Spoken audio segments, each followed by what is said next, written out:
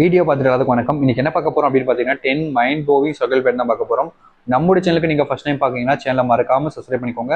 பக்கத்தில் இருக்கக்கூடிய பெல் ஐக்கனை கிளிக் பண்ணிக்கோங்க. அப்பதான் நம்ம எந்த ஒரு தகவலோட வீடியோ போட்டாலும் உங்களுக்கு நோட்டிஃபிகேஷன் உடனே வரும். அதை நீங்க அப்பவே தெரிஞ்சுக்கிட்டு பயன்பட முடியும். அண்ட் உங்களுக்கு டவுட் இருந்துச்சுன்னா கமெண்ட் பாக்ஸ்ல கமெண்ட் பண்ணுங்க.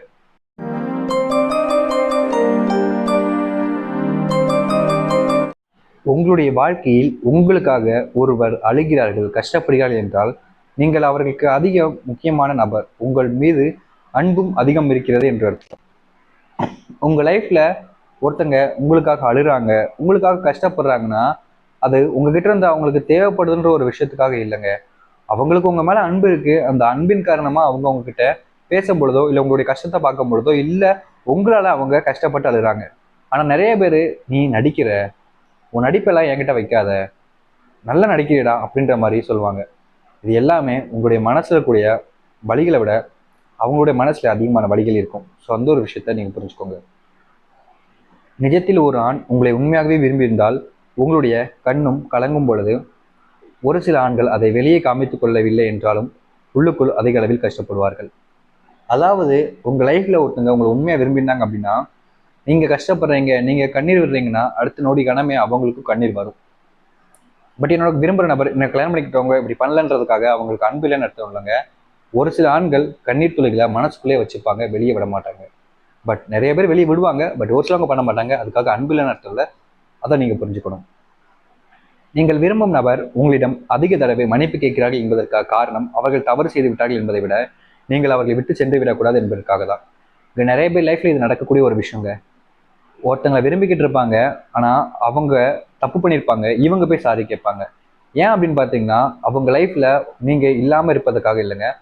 உங்க லைஃப்ல அவங்களுக்கு நீங்க வேணும், அவங்கள உங்க கூட வாழணும் அப்படின்ற ஒரு எண்ணம். அவங்களுக்கு உங்களை விட்டுட்டு போறதுக்கு ரொம்ப நேரம் ஆகாது. ஆனா அவங்களுக்கு நீங்க வேணுன்றது அவங்க மனசு புறமா இருக்கு, அவங்களுடைய காதல் இருக்கு அதிகளவுல. அதனாலதான் நீங்க பண்ண தப்புக்கும் அவங்க பண்ண தப்புக்கும் சரி சாரி கேட்டு எப்படியாச்சும் அந்த ஒரு விஷயத்த முடிச்சு நான் உங்க கூட வாழுன்ற எண்ணத்துல அந்த ஒரு விஷயத்த பண்றாங்க. அதை புரிஞ்சுக்கோங்க. உண்மையாக ஒருவர் உங்களை விரும்பி இருந்தால் உங்களுடைய வாழ்க்கையில் அவர் உங்களுக்காக செய்யக்கூடிய விஷயங்களை நீங்கள் எப்போதும் மறக்கக்கூடாது என்பதற்காக புதுமையாக உங்களுக்கு பிடித்த மாதிரி செய்வார்கள் அதிகளவில்.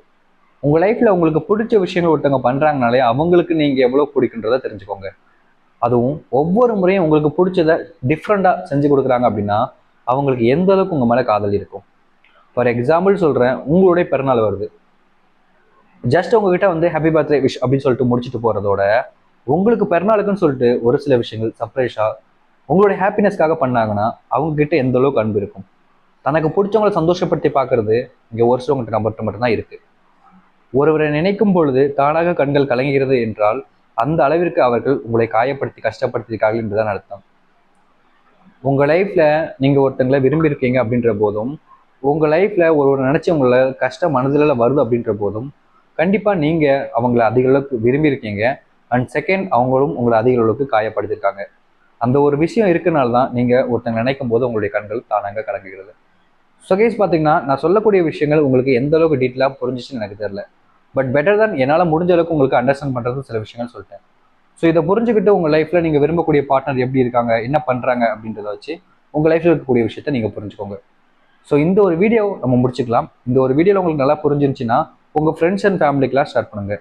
ஏன்னா உங்களுக்கு லவ் சம்மந்தப்பட்ட விஷயங்கள் டாபிக் பிரச்சனைகள் இருக்கும்போது அதே போல் அவங்களுக்கும் இருக்கலாம்.